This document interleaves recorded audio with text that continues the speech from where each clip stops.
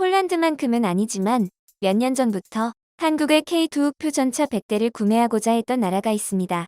바로 노르웨이인데요. 노르웨이 정부는 올해 초 절충교역을 통해 한국의 K2 전차를 돈 한 푼 들이지 않고 가져오겠다며 호언장담했었습니다. 그러나 폴란드의 쿨거래로 인해 노르웨이의 모든 계획이 물거품이 되었고 당혹감을 감추지 못하고 있다죠. 연이어 승전보를 터뜨리고 있는 한국 방산업체에 대항하기 위해 라이벌이라고 불리는 독일에서 특단의 조치를 취할 예정이라고 하는데 한번 자세히 알아보겠습니다. 한국은 성능 좋은 무기를 합리적인 가격으로 다른 나라에 수출해왔죠. 그런 탓에 한국을 글로벌 호구로 보면서 터무니없는 내용이 적힌 계약서를 가지고 절충 교역을 제시하며 협상 테이블로 나왔습니다. 내부적으로는 흑표 전차의 도입을 확정한 상태에서 절충 교역, 기술 이전, 현지 생산 등을 요구했습니다. 한국이 유럽 진출을 위해선 이러한 불리한 조건을 감수할 것이라는 계산이 섰기 때문이죠. 무기 거래는 원래 천문학적인 돈이 들기 때문에 절충 교역은 사실상 관행이지만 문제는 규모였습니다. 절충 교역이란 사업비의 일부분을 구매자 측의 군수 지원 등을 받는 건데요. 구매자 측의 핵심 기술을 이전받기도 합니다.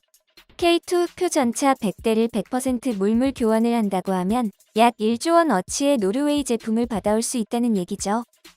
다만 무기 거래에 따른 절충 교역의 경우 동일하게 방산 보안계통의 물자로만 받아올 수 있는데요. 즉, 한국 수산물 시장의 큰 축을 담당하는 고등어나 연어로 이를 대체할 수 없다는 것이죠. 그리고 국내 방산업체를 보호하기 위해 국내에 없는 무기 기술을 가져와야 한다는 건데요. 이를 종합해보면 국내에서 생산하지 않으면서 국산 무기와 호환이 되는 무기를 가져와야 한다는 건데 총알까지 직접 만드는 우리나라에선 아무래도 그런 무기를 찾는 게 더 힘들지 않나 싶습니다. 군사 전문가들은 노르웨이에서 들여와도 괜찮은 무기 3가지를 소개했는데요. 첫째로 한국에서 운용 중인 노르웨이 콩스베르그사의 NSM 대함 미사일입니다. 2012년에 개발한 아음속 미사일로 적외선 열영상 유도 방식을 채택했으며 몸체는 스텔스 형상을 띠고 있는데요. 두 번째는 NSM의 발전형인 JSM이 있습니다. F-35의 내부 무장창에 탑재하는 것을 목표로 개량한 모델이며 미국의 레이시온과 공동 개발된 대함 미사일로 현재로서는 유일한 F-35 전용 내부 무장 장사정 공대함 미사일입니다. 마지막으로 우리 군이 무인 차량 개발을 목표로 하고 있는 아미타이거 사업과 연계가 가능한 콩스베르그의 RCWS가 있는데요. 이 정도면 생각보다 준수한 교역 내용이지만 문제는 그 양입니다. K2 전차는 유지 보수 비용을 포함해 약 100억 달러에 달하는데요. 그에 반해 NSM 미사일은 약 10억 원 수준입니다.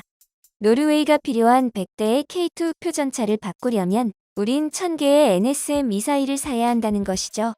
NSM이 뛰어난 미사일인 건 사실이지만 많아도 너무 많습니다.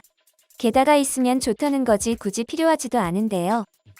우리는 이미 하푼을 비롯해 러시아 야혼트로부터 기술 이전을 받아 초음속 미사일 개발에 성공하는 등 대함 미사일 전력은 충분한 상황이니까요. 노르웨이가 이런 상황을 모른다는 것은 말이 안 되죠. 한국의 K2 전차를 단 한 푼의 현금도 쓰지 않으려고 잔머리를 굴린 것인데요. 진작에 끝났어야 할 거래가 이 때문에 미뤄지고 있었던 것입니다. 이런 상황에 폴란드와 건국 이래 초대형 거래를 성사시키자 당혹감을 감추지 못하고 있는 건데요. 노르웨이가 간을 보는 사이에 폴란드에서 1000대나 채가 버렸으니 생산 능력의 물리적인 한계 때문에 받을 수 없게 된 것이죠. 폴란드에서 주문한 1000대를 생산하는 것도 여간 문제가 아닐 겁니다. 이 물량을 소화하기 위한 해결책이 폴란드와 합작해 현지 공장을 세우는 것인데요. 유럽의 여러 곳에 현지 생산 공장을 둘 필요가 없으므로 노르웨이가 탐내던 현지 생산 공장은 폴란드에 뺏겨버린 것입니다.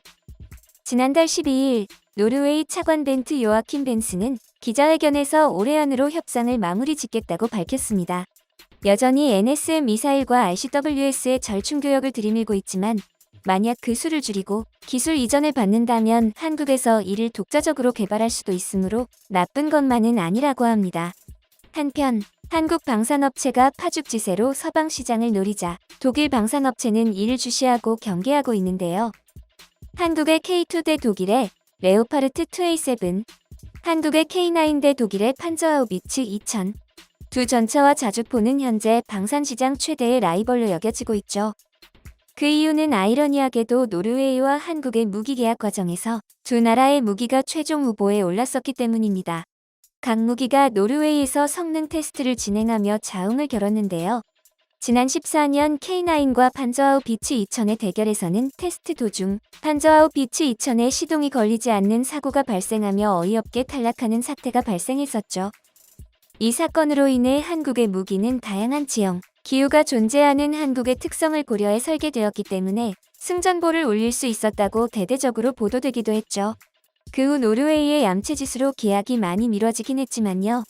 올해 노르웨이의 주문에 맞게 개량한 K2NO와 레오파르트 2A7도 노르웨이에서 성능 테스트를 한 적이 있었는데요. 테스트 이전에 군사 전문가들은 독일 전차는 유럽연합 내 여러 국가에서 사용 중이다.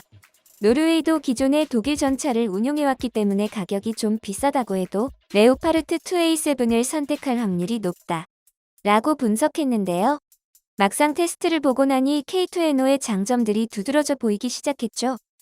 첫째, 충격 흡수 능력이 우수한 ISU 현수 장치를 장착해 이동 간의 사격 명중률이 높고 기체의 흔들림이 적어 승조원 피로도가 현저히 줄어든다. 둘째, 자동 장전 장치를 장착해 한 대당 승조원이 3명으로 줄어든다. 셋째, 전차 차대 높이 2.4m에 불과해 은폐-엄폐에 유리하고 전투 시 방어 면적이 줄어든다. 이러한 장점들은 레오파르트 2A7에는 없는 것들입니다. 또 노르웨이의 1조 6,300억 원밖에 안 되는 사업 예산이 압도적으로 점쳐진 레오파르트의 승리에 대한 변수로 작용하고 있는데요. 레오파르트 2A7의 대당 가격이 400억 원대인 반면 K2NO의 가격은 대당 150억 원으로 약 3분의 1 수준인 것입니다. 총 스펙상 성능이 좀 더 좋은 것과 여태 이용해오던 장비라는 점을 제외하면 K9NO의 상대도 안 되는 건데요. 막상 부딪혀보고 위기감을 느꼈는지 독일에서 전례 없던 초강수를 던졌습니다. 레오파르트 2A7을 만드는 라인메탈에서 가격을 낮추겠다고 나온 것입니다. 레오파르트 시리즈는 첫 등장부터 전차에게 가장 기본이 되는 화력, 기동력, 방어력 무엇 하나 부족하지 않고 치명적인 결함도 없어 최강의 전차로 불리며 1960년대부터 이어져 온 유구한 역사를 자랑하죠. 한국에서도 레오신이라는 이름으로 추앙받을 정도인데요. 그런 레오파르트가 가격을 낮춘다는 것은 포르쉐가 911의 가격을 낮추겠다는 것만큼 폭탄 발언으로 방산 시장에선 난리가 났습니다. 이는 독일이 유럽의 전차 시장의 위협을 느꼈다고 밖에 볼 수 없겠죠. 일본에게 지배를 받고 전쟁 당시 탱크 한 대가 없어서 품 안에 수류탄을 품고 탱크 밑으로 돌진해야 했던 연약한 나라 한국이 이제는 명품이라는 입소문을 타며 자신들의 자리를 위협하고 있으니까요. 이로 인해 누리꾼들 사이에서는 레오파르트에 대해 과대평가하고 있었던 것 아닌가 하는 논란이 확신으로 변하고 있는데요. 하지만 긴 역사를 자랑하는 최강의 전차인 만큼 여러 논란에 휩싸여온 건 당연한 이야기겠죠. 2017년 터키 IS의 시가 전해선 레오파르트 최소 10대가 손상을 당했다는 소식이 전해지며 그 논란은 배가 되었는데요. 해당 전투에 사용된 모델이 비록 구형인 2A4였지만 당대에 견줄 전차가 없다는 평가를 받았던 만큼 누리꾼들은 적지 않은 충격을 받았죠. 그동안 레오파르트의 개량 사업은 매우 지지부진했고 우크라이나 전쟁 발발 이후로 독일이 폴란드에게 보여준 행보는 신용을 잃기에 충분했습니다. 설령 레오파르트 2A7이 K2 표보다 훨씬 우세한 부분이 있다고 한들 그것을 폴란드군이 필요한 때에 필요한 숫자만큼 확보하여 제대로 사용할 수 없다면 아무 소용없는 얘기겠죠. 그리고 가격을 낮췄다는 점에서 혹하기 쉬울 텐데요. 무기를 팔았다고 해서 끝나는 것이 아닙니다. 라인메탈은 무기의 정비, 사후 처리에 있어서도 악랄하기로 유명한데요.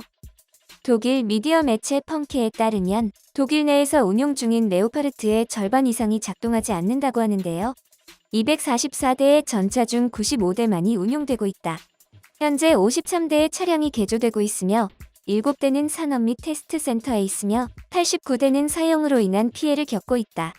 그것들은 예비 부품이 누락된 것 같아 수리할 수 없다. 문자 그대로 많은 경우에 필요한 예비 부품의 가용성이 안 좋은 영향을 미칠 것이라고 명시하고 있다. 국방위원회 위원장인 볼프강 헬미치는 신문에 믿을 수 없다고 말했다. 각 부처 수장의 모든 발언에도 불구하고 구조적인 성격에 심각한 결함이 있었다. 병력이 어떻게 훈련하고 전투 준비를 하고 훈련과 전투 중에 재고의 3분의 1이 고장났을 때 예비 부품이 없어져 구할 수 없을 때 이 재앙에 대한 책임이 누구에게 있는지 물어봐야 한다. 독일의 국방체계는 오랜 군축으로 아비규환이었습니다. 이처럼 필요한 곳에 생산 라인을 뚝딱 만들어내고 배달 음식 마냥 주문 받는 대로 보내주며 그 품질 또한 준수하게 뽑아낼 수 있는 나라는 오직 대한민국뿐이죠. 오늘날의 성공은 대한민국의 능력과 근성으로 빚어진 성공입니다. 우리의 성공은 이제 겨우 시작입니다. 성공을 발판 삼아 미래로 나아가는 대한민국이 되길 기원합니다.